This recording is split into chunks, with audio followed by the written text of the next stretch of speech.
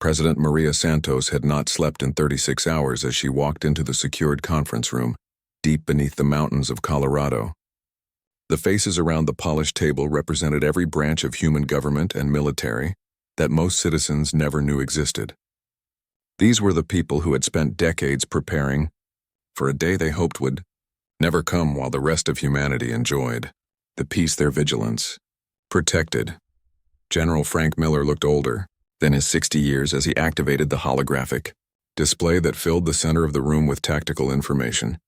His weathered hands moved across controls with practiced efficiency, while his gray eyes held the cold focus of a man who had studied warfare for 4 decades.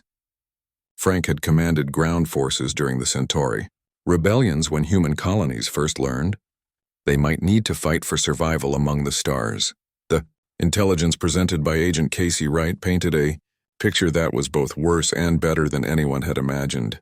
Casey had spent 15 years moving through alien space under deep cover identities, building networks of informants and gathering information that officially did not exist.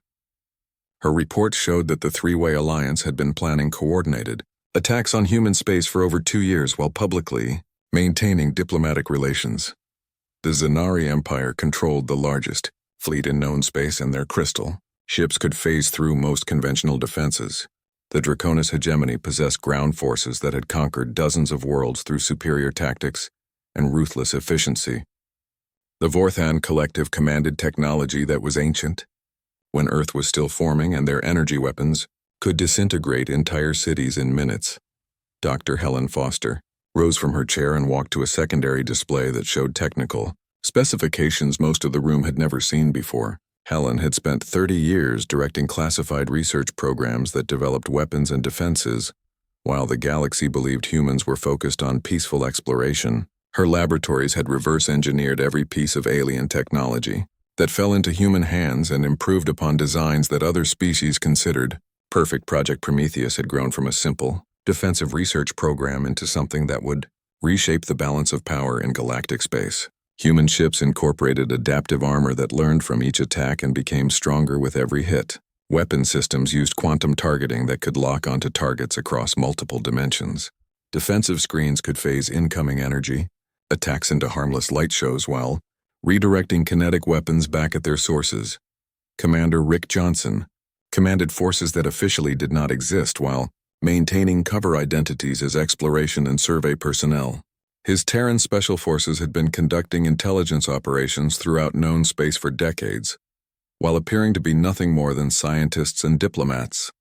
Rick knew the location of every major military installation within 500 light-years and had detailed plans for neutralizing strategic targets that alien commanders considered absolutely secure. The debate that followed was unlike anything in human history. Ambassador Nicole Turner argued passionately that humanity still had options short of open warfare. Nicole had devoted her career to building relationships with moderate alien species and believed that diplomatic solutions remained possible even after Riverside. She pointed to intelligence showing that not all species supported the three-way alliance and some might be willing to mediate peaceful resolution. General Paul Anderson disagreed with quiet intensity that carried more weight than shouting. Paul commanded the Strategic Planning Division, and his computer model showed clearly that any display of military force would be interpreted as proof that humanity posed a threat to every species in the galaxy. The moment humans revealed their true capabilities, they would face a war not with 3 species but with dozens of civilizations, united by fear of human technological advancement. Admiral Cooper returned from the Galactic Council with news that ended all discussion of diplomatic alternatives. The vote to expel humanity had been unanimous, with even traditionally friendly species like the Mertai abstaining, rather than supporting human membership. The galaxy had made its choice, and humanity was no longer welcome among the community of civilized worlds. The final vote was recorded at 23:47 Earth Standard Time when President Santos signed Executive Order 2387 Alpha authorizing activation of the Terran Defense Protocol. 50 years of careful preparation and patient planning would be unleashed in response to alien aggression that had finally pushed humanity beyond the limits of tolerance. The order carried the full authority of the human government and could not be recalled once transmitted to field.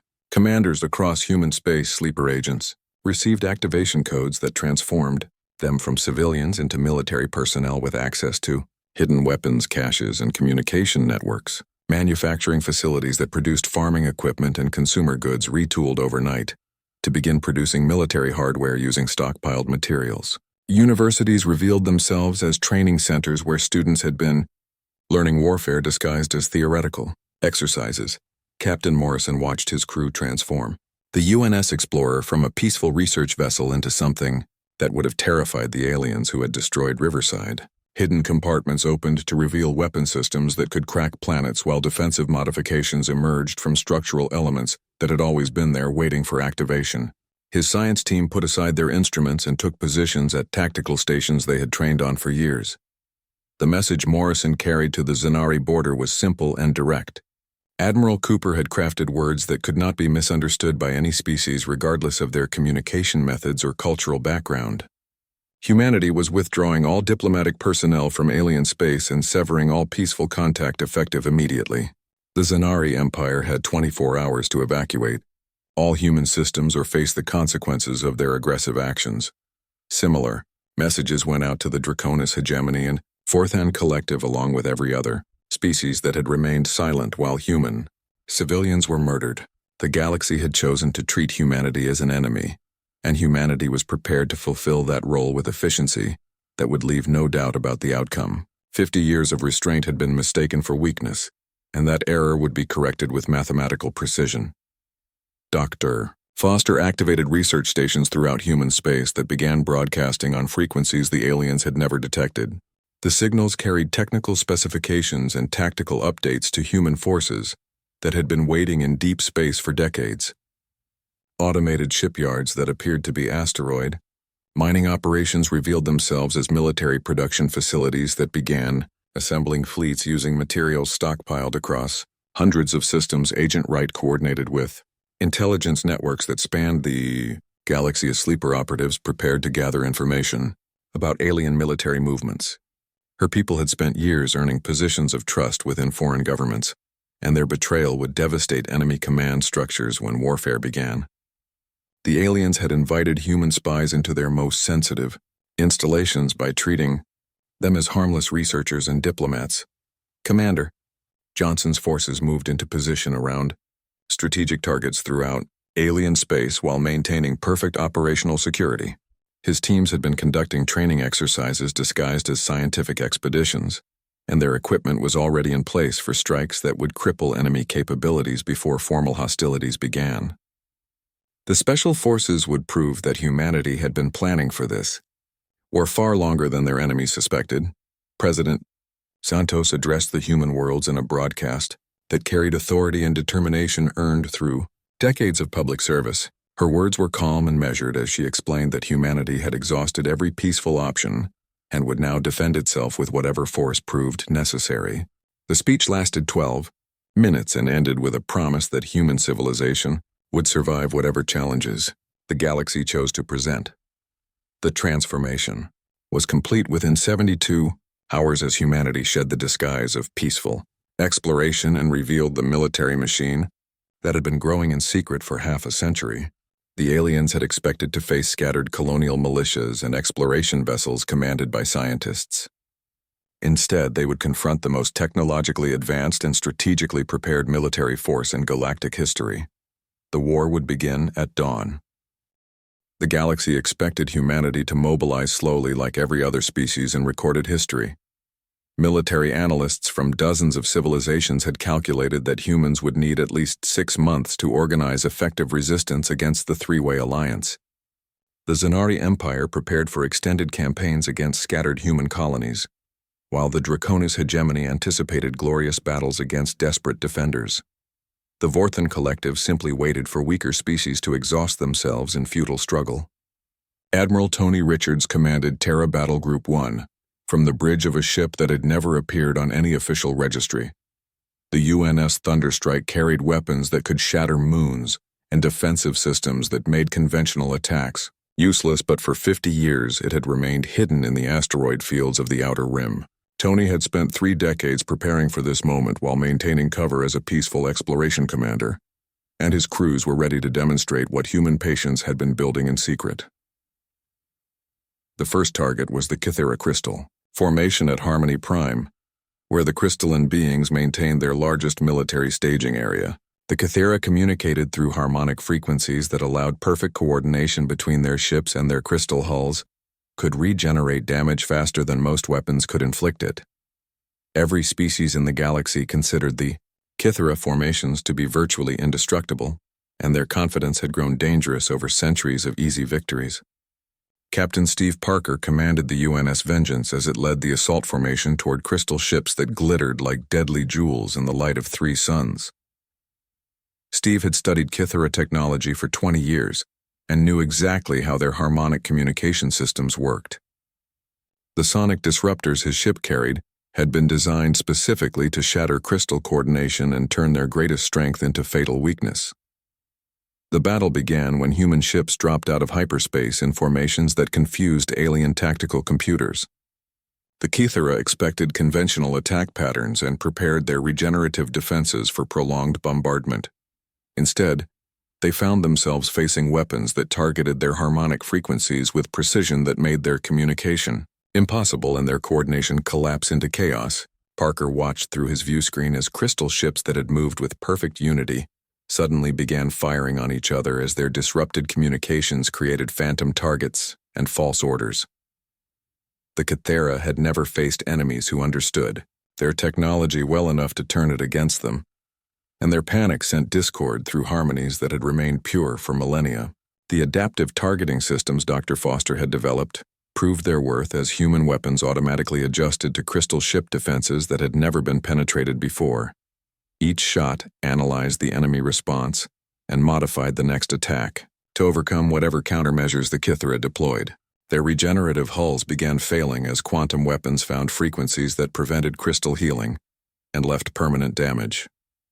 Admiral Richards coordinated the destruction of Kythera staging areas throughout the sector while monitoring communications that showed alien commanders struggling to understand what was happening. The crystal beings had grown arrogant over centuries of easy victories and never considered that younger species might develop superior technology through careful study and patient preparation. General Linda Hughes launched Operation Stormbreak against Draconis military installations, while the reptilian warriors were still celebrating their victory at Riverside. The Draconis hegemony prided itself on honorable combat and sophisticated military doctrine that had conquered dozens of worlds through superior tactics and disciplined formations. Their ground forces had never met enemies who understood their strategies well enough to predict every move before battles began. Colonel Dan Roberts led the liberation of New Montana, where Sam Rodriguez had organized civilian militias that were far more effective than their farming background suggested. Dan had trained with Sam during covert exercises disguised as agricultural conferences, and their coordination destroyed Draconis occupation forces that expected to face helpless farmers. The reptilian warriors discovered too late that human civilians had been preparing for warfare while maintaining perfect operational security. The Draconis military doctrine that had served them for thousands of years became a liability when faced with enemies who had studied every battle in their history. Human forces used Draconis tactical principles against them, with modifications that turned strength into weakness and honor into fatal predictability. The reptilian commanders found themselves outmaneuvered by strategies that seemed to anticipate their every decision. Urban warfare techniques that Dan Roberts had developed specifically for fighting Draconis forces proved devastatingly effective in the agricultural valleys of New Montana. The reptilian warriors were trained for open battlefield conditions and struggled against human defenders who used terrain and civilian infrastructure to create killing zones that negated superior numbers. Every farm building and irrigation canal became part of a defensive network that had been planned for decades. The most shocking victory came when Lieutenant Commander Kate Wilson infiltrated Vorthon's space aboard the stealth ship UNS Shadow, using technology that the energy beings could not detect. The Vorthon Collective had existed for millions of years and considered themselves masters of energy manipulation beyond the comprehension of younger species. Their ancient world of Mordal contained knowledge accumulated over geological ages and computational systems that processed information on cosmic scales. Kate had spent 15 years studying Vorthon technology while serving as a cultural exchange officer in their space. Her cover identity as an anthropologist had given her access to archives and research facilities that contained technical specifications the energy beings never suspected a primitive human could understand. The Shadow carried quantum scramblers designed specifically to disrupt Vorthon energy matrices and render their defenses useless. The destruction of the Mordal command nexus sent shockwaves through Vorthon consciousness that had remained stable for millennia. 1,000 years of accumulated knowledge vanished in seconds as precisely targeted strikes unraveled energy patterns that the collective had considered permanent. The ancient beings experienced something they had forgotten was possible as younger species proved capable of achievements that challenged their fundamental assumptions about technological development. Captain Morrison led Task Force Liberation to rescue human prisoners from Zanari facilities scattered throughout their empire. The crystalline beings had been conducting experiments on human captives to understand biological limitations and psychological breaking points. Morrison's teams found evidence of planned genocide that included detailed studies of human reproduction and child development patterns. The rescued prisoners included families who had been taken during raids on research stations and agricultural colonies. Many were children whose parents had died defending their homes, while others were scientists whose knowledge had been extracted through methods that violated every principle of civilized conduct. The evidence Morrison collected would justify any action humanity chose to take against species that had revealed their true intentions. Within 48 hours, human forces had achieved victories on 17 different fronts, with coordination that demonstrated decades of careful planning. The speed and precision of human operations shocked military analysts throughout the galaxy, who suddenly realized they had completely misunderstood human capabilities and intentions. Species that had dismissed humanity as weak colonizers found themselves facing the most technologically advanced military force in recorded history. Dr. Foster's technologies exceeded every prediction as human ships phased through Kythera crystal barriers that had never been penetrated before. Adaptive armor systems absorbed Draconis plasma weapons and converted their energy into defensive improvements. Quantum scramblers disrupted Vorthon energy matrices with precision that required intimate knowledge of physics that younger species supposedly could not comprehend. The three-way alliance that had planned to divide human space among themselves instead found their own territories under attack by enemies who understood their weaknesses better than they understood them themselves. The galaxy began to realize that humanity had not been weak during 50 years of peaceful diplomacy. They had been patient while preparing for war with dedication that transformed them into something far more dangerous than anyone had imagined. Communications intercepts revealed alien commanders struggling to explain defeats that should have been impossible according to every tactical computer in their fleets. The humans they had dismissed as soft meat creatures were systematically dismantling military forces that had dominated galactic space for millennia. Something fundamental had changed, and the old order was collapsing faster than anyone thought possible. Captain Jake Morrison stared at the burning wreckage of Research Station Alpha through the viewscreen of the UNS Explorer and felt something cold settle in his chest. The station had housed 47 scientists and their families just 3 days ago, when he had last spoken with Director Collins about their breakthrough in quantum agriculture. Now nothing remained except twisted metal and frozen bodies floating in the void of space.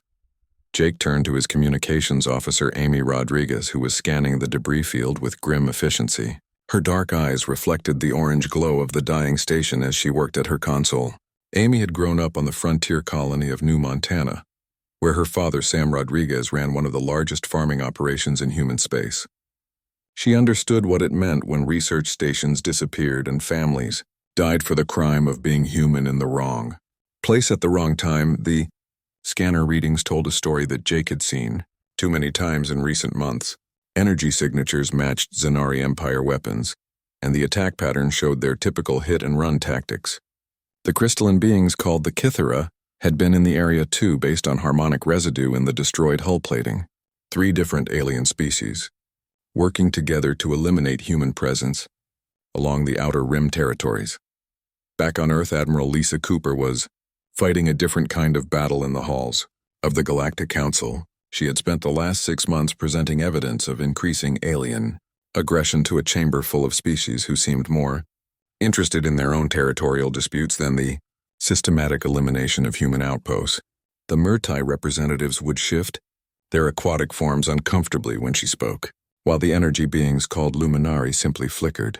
In what might have been dismissal or boredom, Lisa had dedicated her entire career to the dream of peaceful coexistence among the stars. When humanity first made contact with galactic civilization 50 years ago, she had been a young ensign full of hope for the future.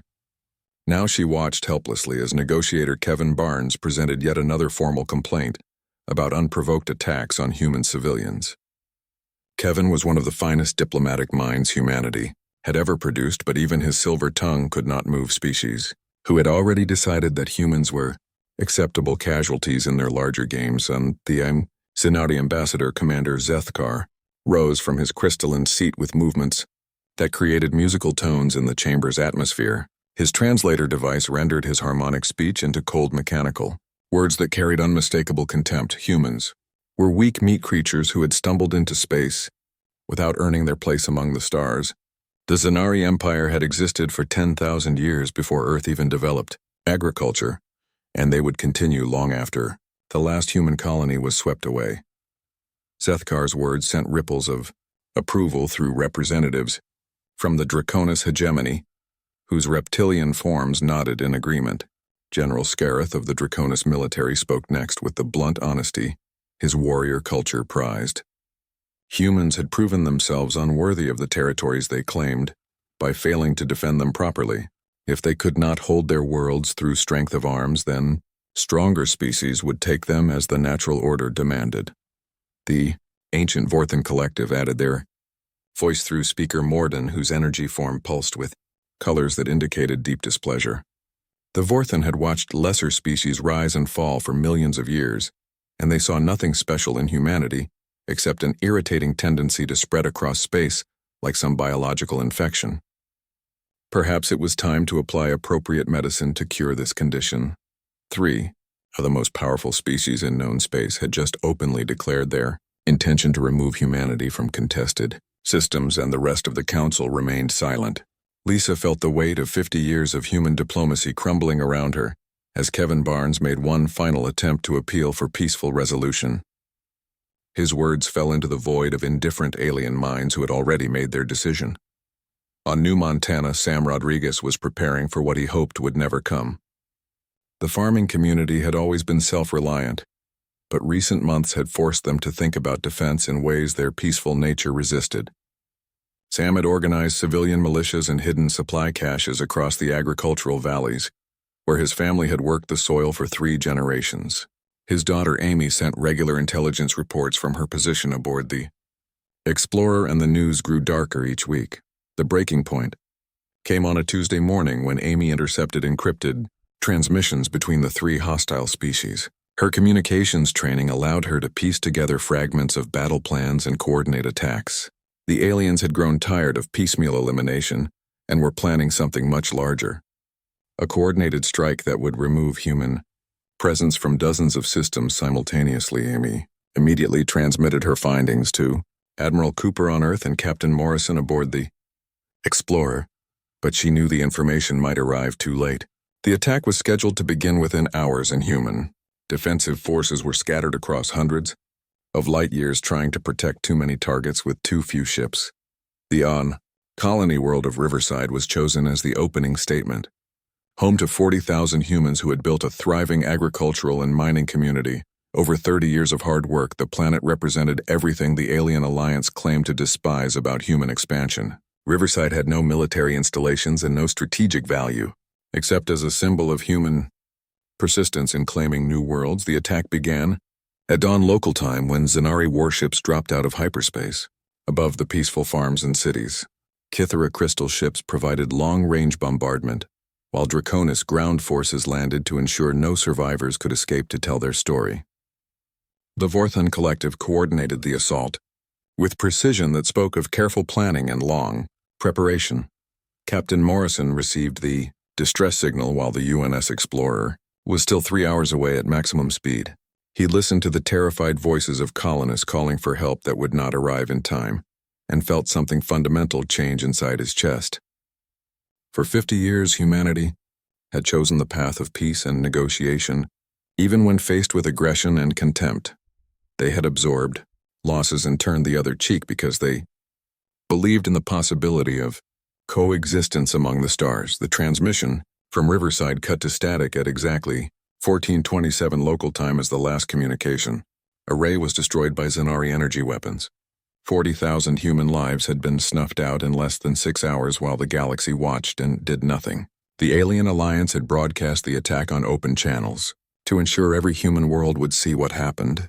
To those who refused to abandon their homes, Admiral Cooper received the news while sitting in her office overlooking the Pacific Ocean where humanity had first dreamed of sailing to distant shores.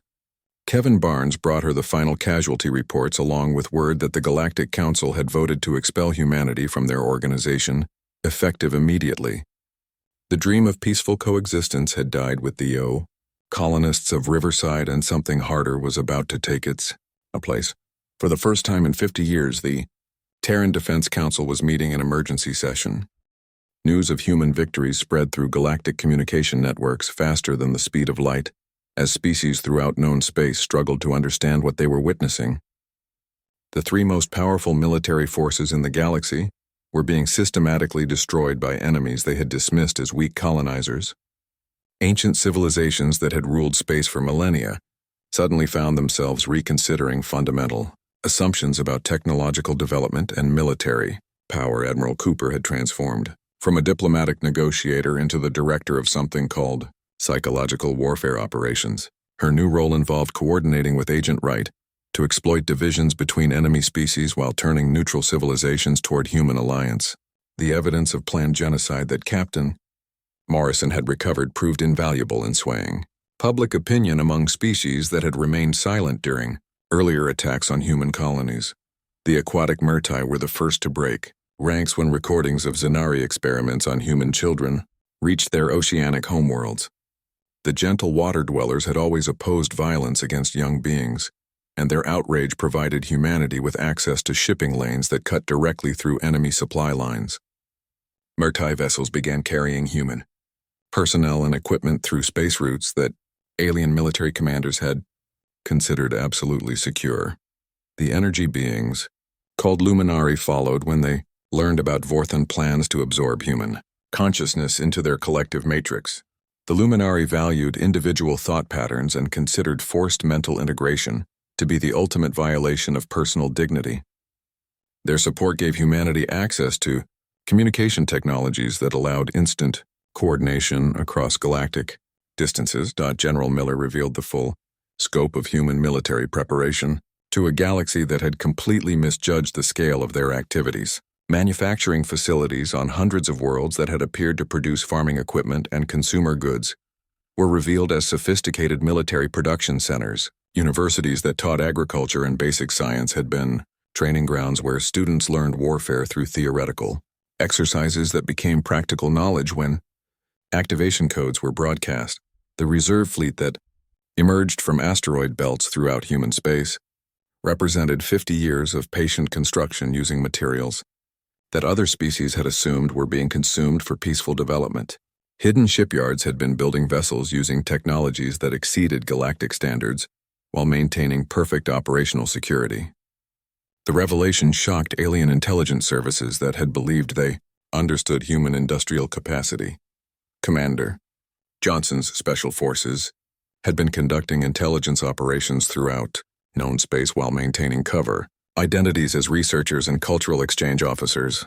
Their betrayal devastated enemy command structures, as trusted advisors revealed themselves as military operatives with detailed knowledge of classified installations and strategic plans. The psychological impact on alien leadership was as valuable as the tactical intelligence their operations provided.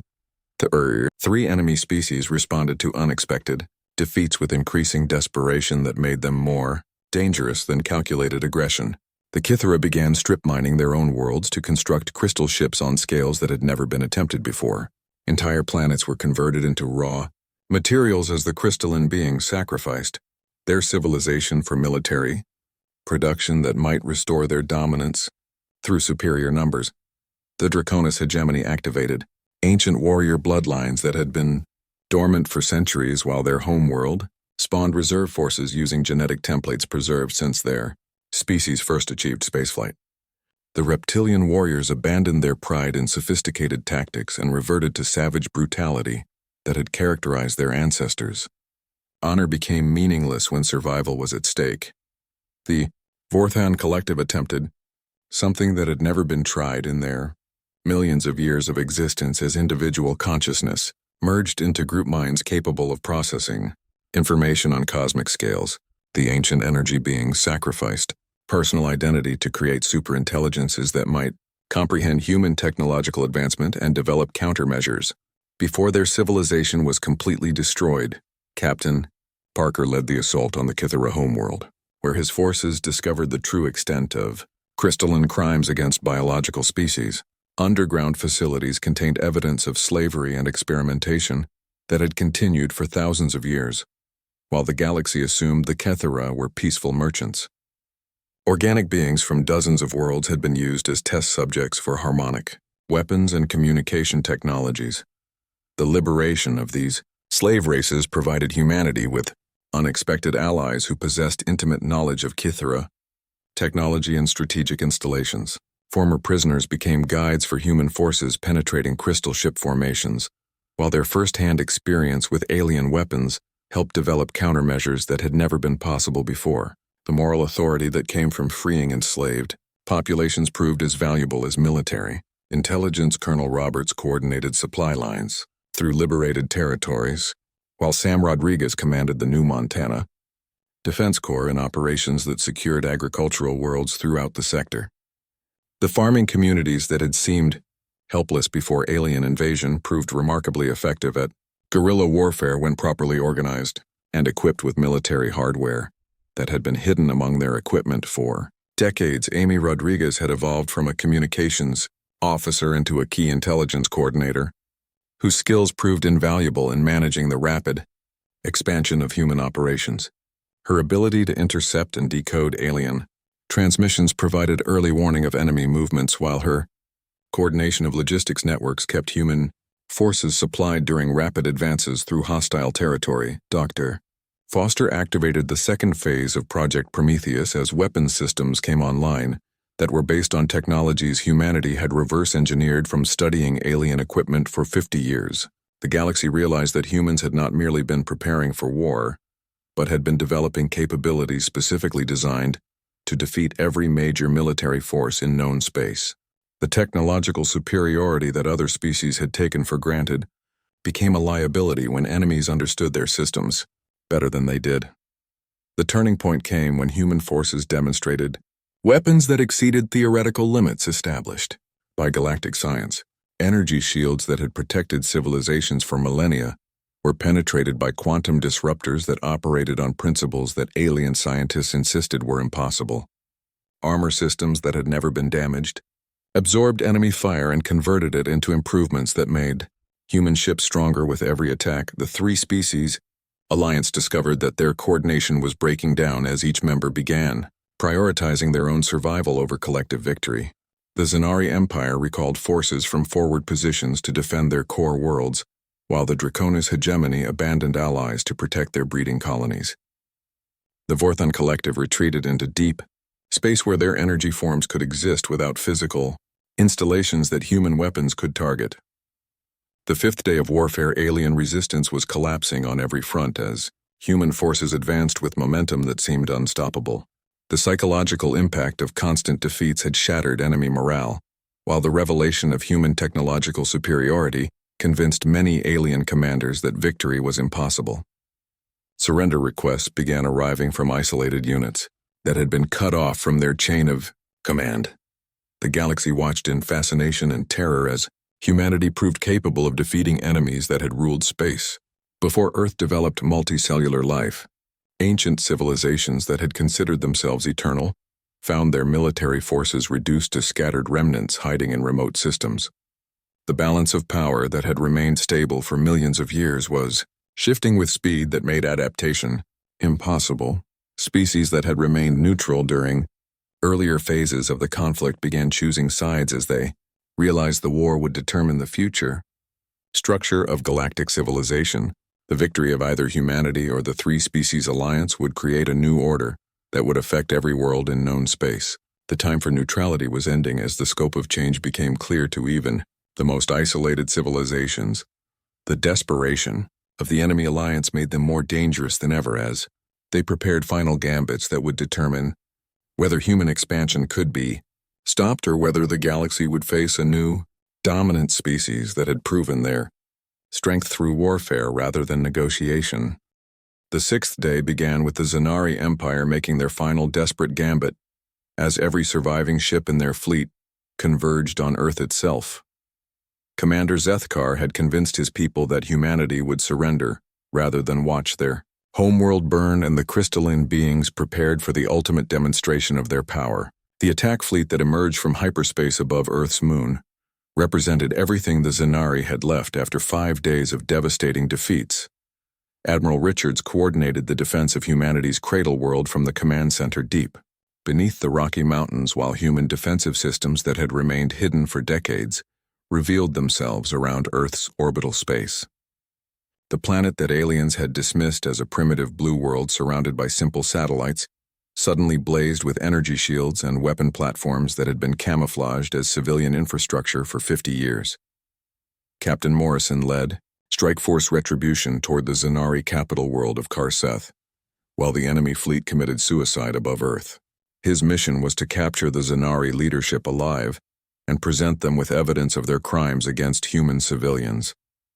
The crystalline beings would face the choice between unconditional surrender or complete extinction as a species. The Battle of Earth lasted exactly 43 minutes from the first Zanari attack to the destruction of their final ship. Human defensive systems created layers of protection that no enemy weapon could penetrate, while automated platforms eliminated, attacking vessels with precision that wasted no energy and missed no targets. The coordination between defensive elements demonstrated technological integration that exceeded the capabilities of any known civilization. Morrison's forces reached Karseth while the battle above Earth was still raging, and found the Zanari capital in panic as news of their fleet's destruction reached the crystalline command centers. The UNS Retribution phased through planetary defenses that had protected the world for 10,000 years, and landed assault teams directly inside government facilities that had never been breached by enemy forces. The evidence Morrison presented to surviving Zanari leaders included detailed records of genocide planning that had been recovered from their military installations.